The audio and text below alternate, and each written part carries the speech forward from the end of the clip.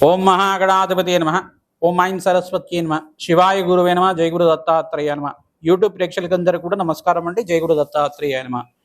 ఈ రోజున మనమంతా కూడా ప్రధానంగా చూసుకుంటే ఈ యొక్క గోచార రీత్యా కేతు యొక్క ప్రభావం అంతా కూడా మే నెల మాసం ఈ యొక్క 18వ తారీఖు నుంచి కేతు యొక్క సంచారం అంతా కూడా సింహరాశిలో సంచారం చేయడం, రాహు అంతా కూడా కుంభరాశిలో సంచారం చేయడం మే నెల 18వ తారీఖు తర్వాత ఆ రోజునే అంతా కూడా ఈ యొక్క గ్రహాల యొక్క మార్పు జరుగుతుంది. కావున ప్రధానంగా ఈ రోజున మనం ఏం తెలుసుకుంటున్నామంటే విశ్వవసన సంవత్సరం వైశాఖ మాసంలో అంతా కూడా కేతు గ్రహ మార్పు అంతా కూడా ఈ యొక్క మేషాది ద్వాదశ రాశుల వాళ్ళకి ఎటువంటి ప్రభావం చూపిస్తుంది, కేతు గ్రహ దోష నివారణం అంతా కూడా చేసుకుంటే విపరీత రాజయోగము, అఖండమైన ఐశ్వర్యం కటాక్షం కలగడానికి, పుణ్యప్రాప్తి కలగడానికి, రాజయోగం కలగడానికి, ధనయోగాలు కలగడానికి కేతు అంతా కూడా మనకి ఏ రకంగా గ్రహం అంతా కూడా దోష నివారణ చేసుకుంటే ధనాదాయాలు పెరుగుతాయి, అధికమైన ఉన్నత స్థితి కలుగుతుంది, విపరీత రాజయోగంతో అష్టేషు ప్రాప్తి కలగడానికి, లక్ష్మీ కుబేర యోగం కలగడానికి ఆస్కారం ఉంటుందో తెలుసుకుంటున్నాం. ప్రధానంగా చూసుకుంటే కేతు గ్రహ వివరాలు చూసుకుంటే కనుక కేతు గ్రహం అంతా కూడా ఈ యొక్క సర్పజాతికి చెందిన గ్రహంగా చెప్పడం జరుగుతుంది. ప్రధానంగా సూర్య చంద్రులంతా కూడా మర్దనం చేసే శక్తివంతమైన గ్రహం, ఉగ్ర గ్రహాలు అని చెప్పడం జరుగుతుంది. రాహుకేతులంతా కూడా ఛాయాగ్రహాలు అని చెప్పడం జరుగుతుంది. ఛాయాగ్రహాలంతా కూడా 18 నెలల పాటు ప్రధానంగా ఒక రాశి నుంచి ఇంకో రాశికి మారాలంటే కనుక అపసవ్య దిశలో అంతా కూడా తిరుగుతుంటాయి. ఇవంతా కూడా యాంటీ క్లాక్ వైజ్ డైరెక్షన్లో తిరుగుతుంటాయి. కావున ఈ యొక్క గ్రహాల యొక్క స్థితిగతి అంతా కూడా వీరిచ్చేది విపరీత రాజయోగాలు, విపరీత ఫలితాలు అంతా కూడా ఇస్తుంటారు. ఉగ్ర గ్రహాలని చెప్పడం జరుగుతుంది. ప్రధానంగా చూసుకుంటే మీరు ప్రధానంగా కేతు గ్రహం అనేది మోక్ష జ్ఞానమైన ప్రసాదించే గ్రహం, మోక్ష జ్ఞానాన్ని ప్రసాదించే గ్రహం, పుణ్యప్రదమైన ప్రసాదించే గ్రహం, మంత్రసిద్ధికి మంత్ర సాధనకి యోగకరమైన గ్రహం అని చెప్పడం జరుగుతుంది. దైవ చింతన, దేవుడి మీద భక్తి ఇచ్చే గ్రహం అని చెప్పడం జరుగుతుంది. దేవుడి మీద అంతా కూడా భగవంతుడి మీద ఈ యొక్క భారం వేసుకొని జీవన విధానం చేసుకుంటుంటారు. చాలా మందికి కూడా విపరీతంగా భక్తి భావం అనేది ఉంటుంది. పుణ్య కార్యక్రమాలు చేయడం కానీ, అన్నదాన కార్యక్రమాలు కానీ, దానాధర్మాలు చేసుకోవడం కానీ, యజ్ఞాది కృతుల్లో పాల్గొనడం కానీ, యాగాలు చేయడం కానీ, విపరీత యాగాలని కూడా చేయడం కానీ, పుణ్యకరమైన యాగాలు చేయడం కానీ, యాగాలు చేసే ఆలోచన రావాలన్నా కానీ కేతు అనుగ్రహం కావాలట. దేవత ఆరాధన, అమ్మవారి ఆరాధన అంతా కూడా చేయాలని చెప్పేసి అంటే కనుక కేతు అనుగ్రహం ఉండాలట. ఎవరైతే కేతు అనుగ్రహం వల్ల పుణ్య కార్యక్రమాలు, పుణ్యక్షేత్ర దర్శనాలంతా కూడా చేసుకుంటూ ఉంటారు. ప్రధానంగా చూసుకుంటే కొన్ని స్థానాల్లో కేతు యొక్క సంచారం జరిగితే కనుక ఆ రాశి వాళ్ళకి విపరీత రాజయోగం ఇస్తుంది. మరియు విదేశంలో స్థిరత్వం కలగడానికి కేతుడు అనుగ్రహం ఉంటే కనుక మంచి ఫలితాలు ఇవ్వడానికి ఆస్కారం ఉంటుంది. ఈ యొక్క చిత్రవర్ణం, చిత్ర రూపం అని చెప్పేసి అంటారు. ఈ యొక్క కేతు అంతా కూడా ప్రధానంగా చూసుకుంటే చిత్రవర్ణానికి అధిష్టాన దేవతగా ఉంటాడు. చిత్రగుప్తుడు అంతా కూడా అధిష్టాన దేవతగా, బ్రహ్మ అంతా కూడా అధిష్టాన దేవతగా ఉంటారు. ఈ యొక్క అధిష్టాన దేవతగా ఉంటారు. కావున ప్రధానంగా గణపతి ఆరాధన ఎవరైతే చేస్తూ ఉంటారో గణపతికి అంతా కూడా మోదకాలు, ఉండ్రాళ్లతోటి నివేదన చేస్తుంటారు. కేతుగ్రహ అనుగ్రహం అంతా కూడా శీఘ్రంగా లభిస్తుంది. జాతకరీత్యా, గోచారరీత్యా కేతు గ్రహం కనుక దుస్థానాల్లో ఉంటే కనుక సకల గ్రహదోష నివారణ జరిగి ఐశ్వర్య ప్రాప్తి, ఆరోగ్యమైన జీవితం, ఆనందమైన జీవితం జీవించడానికి ఆస్కారం ఉంటుంది. కావున కేతు గ్రహం అంతా కూడా ఆయుష్ కారకుడు అవుతాడు. ప్రధానంగా చూసుకుంటే మోక్ష కారకుడు అవుతాడు, రోగ కారకుడు కూడా అవుతాడు. కావున కేతు గ్రహం అంతా కూడా ఛాయాగ్రహం. కావున ఏ రాశిలో కేతు గ్రహం అంతా కూడా సంచారం చేస్తుందో ఆ రాశ్యాధిపతి యొక్క ఫలితాలు ఇస్తుంది. కేతు గ్రహం యొక్క ఫలితాలు కూడా ఇస్తుంటారు. 50% రాశ్యాధిపతి, 50% కేతు గ్రహం యొక్క ఫలితాలంతా కూడా ఇవ్వడం జరుగుతుంది. తద్వారా మోక్ష జ్ఞానానికి సాధనగా ఉంటుంది. కావున పుణ్య కార్యక్రమాలు ఆచరించుకుంటే కనుక యజ్ఞాది క్రియలు కానీ, గోమాత సేవ చేయడం కానీ, అన్నదాన కార్యక్రమాలు చేయడం కానీ, ఎవరికైనా జల సమర్పణ అంతా కూడా చేయడం అంటే చలివేంద్రం లాంటి పెట్టడం కానీ, ఇటువంటి అన్నదానం కానీ, విద్యాదానం కానీ చేసే వాళ్ళకి, పుణ్య కార్యక్రమాలు ఆచరించుకునే వాళ్ళకి అఖండమైన రాజయోగం కలుగుతుంది. కేతు గ్రహం వల్ల దేవుడి యొక్క అనుగ్రహం శీఘ్రంగా కలుగుతుంది. కావున ఈ ఫలితాలు అందరూ కూడా చెప్పడం జరుగుతుంది. ప్రధానంగా మేషరాశి వాళ్ళకి ఎటువంటి ఫలితాలు వస్తాయి, కేతు గ్రహం అంతా కూడా సింహరాశిలో సంచారం చేయడం వల్ల ఎటువంటి ఫలితాలు వస్తాయో.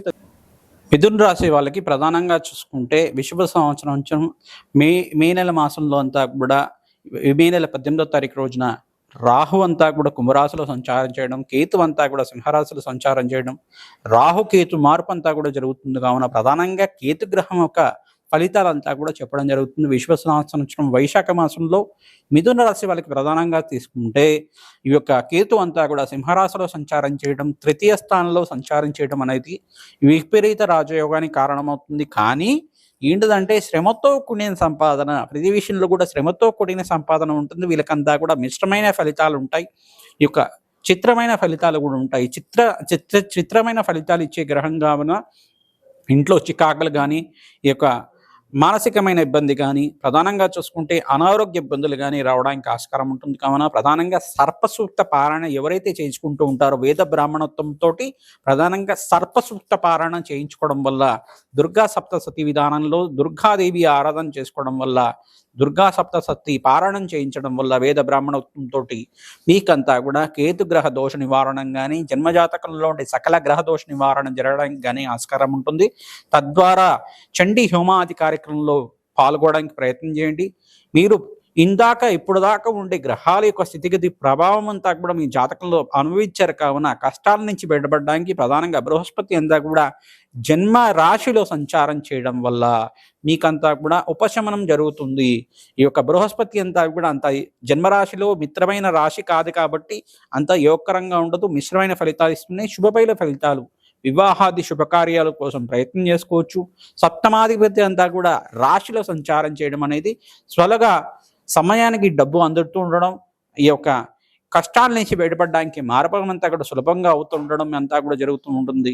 రాజయోగ కారకుడు అంతా కూడా శని ఇక్కడంతా కూడా ప్రధానంగా చూసుకుంటే మిత్రరాశిలో ఉచ్చస్థానంలో మిత్రగ్రహంతో కలిసి ఉండడం అంతా కూడా యోగకరంగా ఉంటుంది. ప్రధానంగా మీకంతా కూడా వివాహాది శుభకార్యాల కోసం ప్రయత్నం చేసుకోవచ్చు. విదేశంలో స్థిరత్వం కోసం ప్రయత్నం చేసుకోవచ్చు.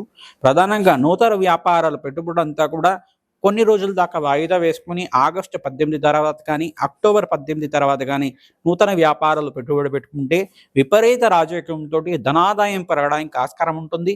అక్టోబర్ 18 తర్వాత బృహస్పతి అంతా కూడా ఈ యొక్క కర్కాటక రాశిలో ఉచ్చ స్థానంలో సంచారం చేస్తారు. కావున విపరీత రాజయోగానికి కారణమవుతారు బృహస్పతి అంతా కూడా.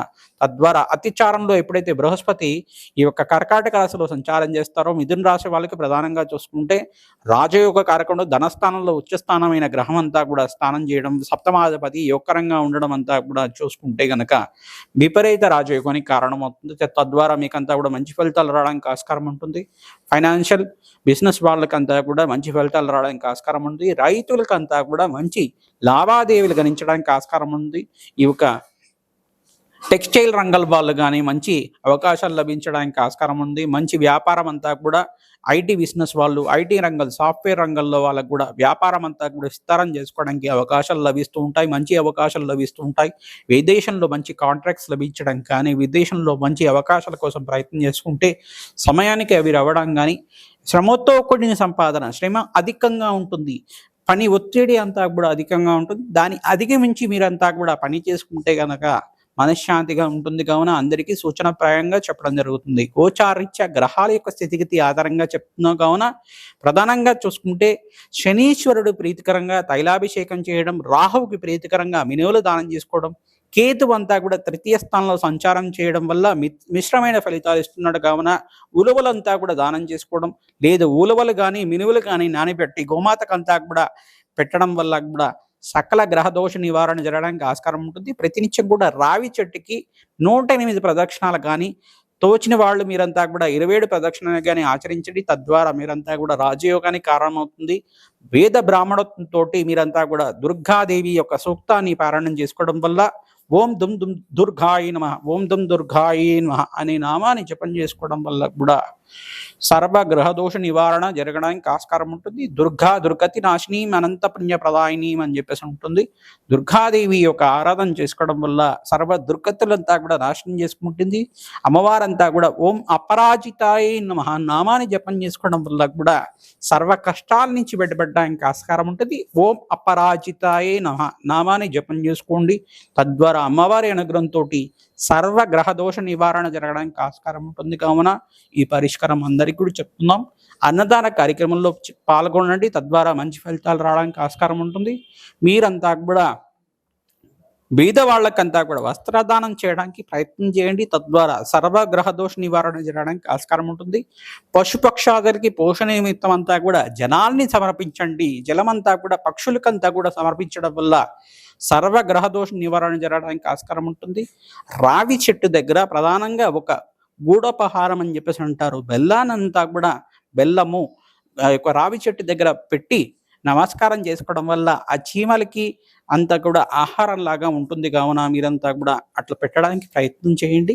తద్వారా సర్వగ్రహ దోష నివారణ జరగడానికి ఆస్కారం ఉంటుంది. నవగ్రహ దేవాలయంలో ప్రతినిత్యం కూడా 27 ప్రదక్షిణాలు చేయడం, రావి చెట్టు దగ్గర అంతా కూడా నిమ్మకాయ దీపాలు పెట్టడం, తద్వారా సర్వగ్రహ దోష నివారణ జరగడానికి ఆస్కారం ఉంటుంది. ప్రధానంగా ఈ యొక్క రాశి వాళ్ళంతా కూడా చూసుకుంటే సర్వగ్రహ దోష నివారణ కోసం, ఈ యొక్క కేతుగ్రహ దోష నివారణ కోసం గణపతికి అంతా కూడా ఉండ్రాళ్ళు పూజ చేయించడం వల్ల, మోదకాలతో పూజ చేయించడం వల్ల, మోదకాలతోటి గణపతి అధర్వశిష పారణ విధానంగా మూలమంత్ర సహితంగా సంపుటితంగా విధంగా ఈ యొక్క లక్ష్మీ గణపతి మూలమంత్ర సంపుటిత విధంగా ఈ యొక్క కేతుగ్రహ దోష నివారణ కోసం అని చెప్పేసి విఘ్నాలు కానీ ఆటంకాలు కానీ ప్రతి విషయంలో కూడా మీకు పనులు జరగకుండా ప్రతి విషయం కూడా ఈ యొక్క ఆటంకాలు జరుగుతుంటే, విఘ్నాలు జరుగుతుంటే, కష్టాలు అంతా కూడా ఆర్థికమైన ఇబ్బందులు అప్పుల బాధలు కానీ ఉంటే గనక ఈ యొక్క సహస్ర మోదకాలతో కానీ 108 మోదకాలతో కానీ లేదు ఉండ్రాళ్లతో అయినా కానీ ఈ యొక్క గణపతి అదర్శిష విధానంగా అంతా కూడా మంత్ర విధానంగా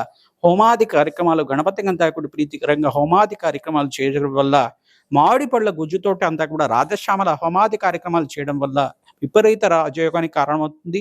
సినీ రంగంలో వాళ్ళు ప్రధానంగా చూసుకుంటే అమ్మవారి ఆరాధన చేసుకోవడం, మంచి అవకాశాలు లభించడం, మీకంతా కూడా కీర్తివంతమైన జీవితం రావడం, సంఘంలో గౌరవం పెరగడం రాజయోగానికి కారణమవుతుంది.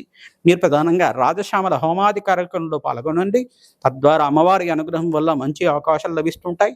అష్టైశ్వర్య ప్రాప్తితోటి ఆనందమైన జీవితం జీవించడానికి ఆస్కారం ఉంటుంది. కావున అందరికీ పరిష్కారం చెప్తున్నాం. జయ గురు దత్తాత్రేయ.